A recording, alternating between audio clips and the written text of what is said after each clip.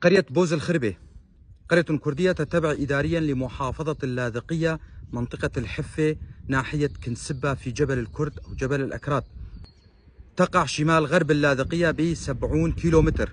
عدد سكانها بحسب إحصائية عام 2013 400 شخص، كلهم كرد من آل زمو، لكنهم فقدوا لغتهم الكردية.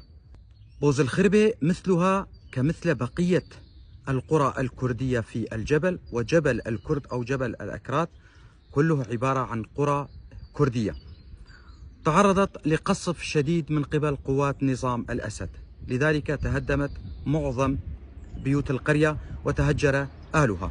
هنا أناشد حكومة إقليم كردستان والإدارة الذاتية لشمال وشرق سوريا وكافة الأحزاب الكردية والكرد من أصحاب رؤوس الأموال بمد يد العون والمساعدة لأهلنا هناك.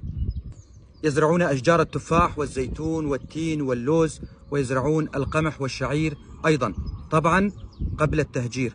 الآن القرية خالية من أهلها. وصلتني هذه المعلومات من أحد أبناء القرية وأنا ألقيها بصوتي. أنا علي عبد الله كولو، محام من منطقة درباسية. أتمنى كما يتمنى كل الكرد الناطقين بالكردية أن يتعلم أهلنا في الجبل لغتهم الكردية، وأن يعلموها لأولادهم، وأن يسموا أولادهم بأسامي كردية، فلغتنا الكردية كبقية اللغات هدية من الله وعلينا أن نتعلمها. دمتم أهلنا في قرية بوز الخربة.